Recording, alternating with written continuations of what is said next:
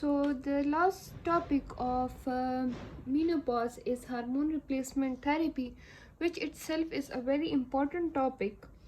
Before prescribing hormone replacement therapy to a woman, the benefits and the risk associated with it should be discussed in detail. The woman should be completely counseled about the risks and the side effects, and pressure, weight should be recorded. Breast examination should be done for presence of lump, because it increases the risk of many cancers. Pelvic examination should be performed for any mass. Cervical smear should be carried out, and additional and some optional investigations such as blood sugar estimation, renal and liver function test, lipid profile, pelvic ultrasonography, endometrial sampling should be done, because hormone replacement therapy is associated with many type of cancers, and the patient taking hormone replacement therapy should have checkup at regular intervals for the assessment of benefits and side effects of the drug. Then moving on to what are the indications for hormone replacement therapy. Well, hormone replacement therapy is not completely risk-free and needs to be prescribed to every woman in entering the menopause. The indication includes women distressed with vasomotor symptoms.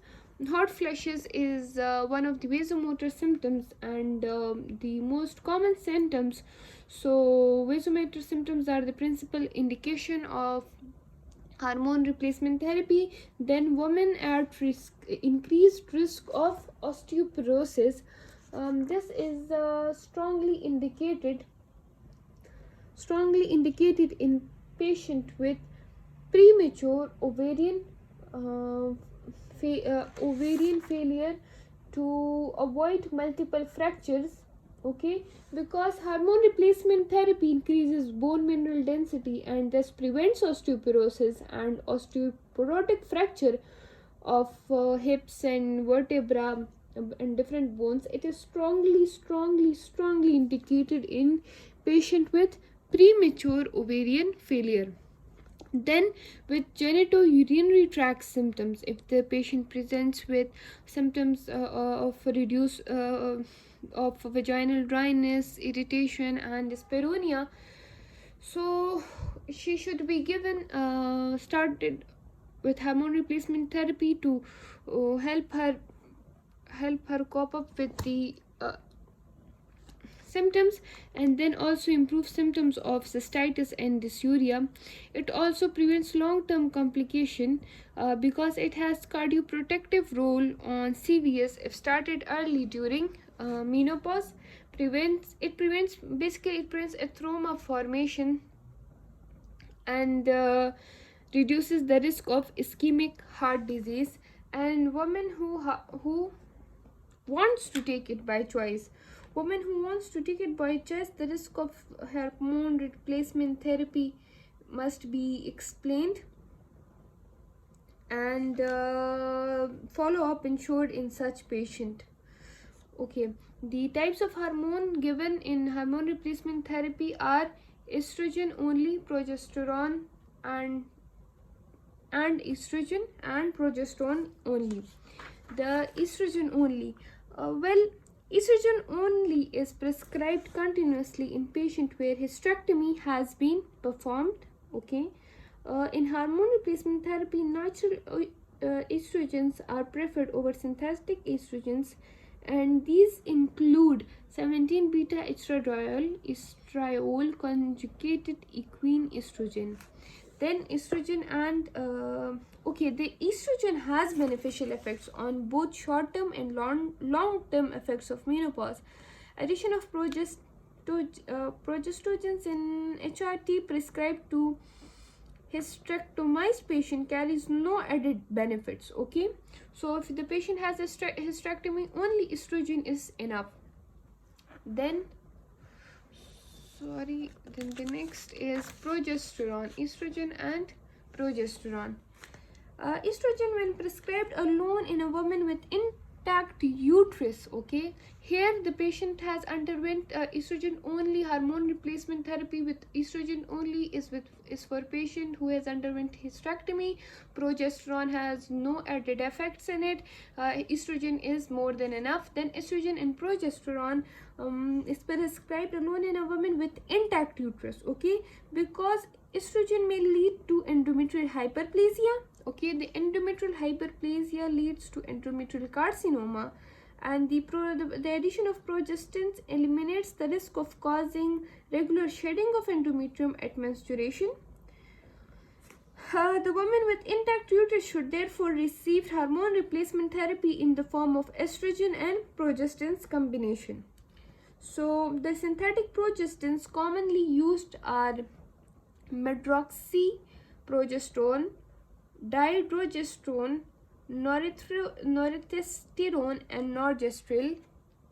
And the perimenopausal women should have estrogen plus cyclic progesterone, and postmenopausal women or women above 55 years should have continuous estrogen plus progesterone. Progesterone only. It is indicated in patient who cannot tolerate estrogen because of side effect, and when estrogen is contraindicated.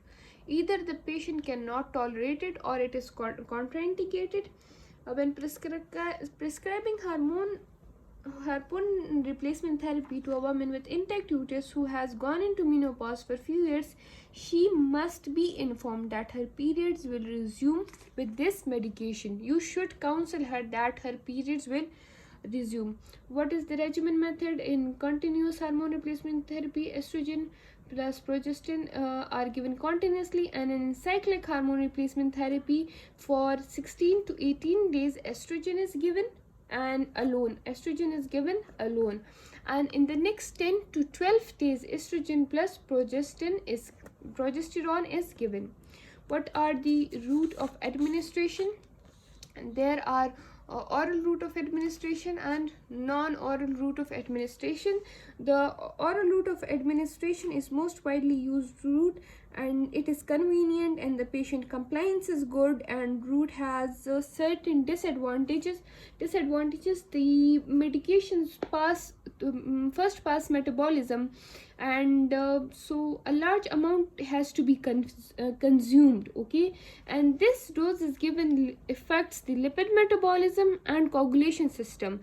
In the coagulation system, it specifically affect on antithrombin 3. Then there are non-oral route. Hormone replacement therapy can be given through a number of non-oral routes, including the vaginal cream, percutaneous gels, subdermal implants, transdermal patches, and all these methods ensure lower doses requirement because they bypass liver effect. But the non-oral routes have low compliance because vaginal and percutaneous route applications are messy. The transdermal patch cause skin reaction and may leave a ring-shaped mark at the site of application. So, and do not avoid the use of oral progestins in patient with intact uterus. So most of the patient do not opt for non-oral. In fact, they opt for the oral route. What are the side effects? The side effect of the estrogen specific are breast tenderness, nausea, dyspepsia, headache, leg cramps, increased risk of venous thrombosis, and progesterone specific are fluid retention, breast tenderness, headache, mood swings, bloating, acne, and return of menstruation in postmenopausal women, and PMS. Now, what are the contraindications? The history of breast cancer in patient is the only absolute contraindication. Okay, if you don't remember any contraindication, but you should never forget breast cancer. Even in an MCQ, when different contraindications are given, so the most important contraindication in menopause, the most important absolute contraindication is breast cancer, but the other contraindication are presence of suspected pregnancy, endometrial cancer, acute active liver disease, uncontrolled hypertension, confirmed recurrent venous thromboembolism and thrombophilia. And relative contraindications are presence of large uterine fibroids, past history of benign breast disease, unconfirmed VTE, and chronic stable liver disease, and migraine with aura. Another topic which I would give you a brief information about is hormone replacement therapy in cancer, because hormone replacement therapy is said to be associated with some cancer, that is endometrial cancer. When estrogen is prescribed alone to a patient with intact uterus, estrogen prescribed alone to a patient with intact uterus, it increases the risk of endometrial carcinoma. But while its combination with progesቶgens, it decreases the risk.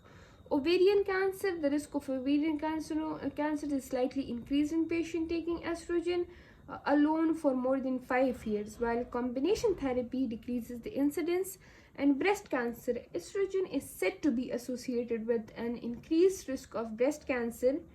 The incidence of breast carcinoma is related to both the level and the duration of exposure to estrogen, as well as inherited genetic tendency. Therefore, it is recommended that patient on long-term therapy must have a regular breast examination and maybe an annual mammography. So these are the cancer related to hormone replacement therapy. If you have any question, you can ask in the comment section down below. And do not forget to like, share and subscribe. And Allah Hafiz.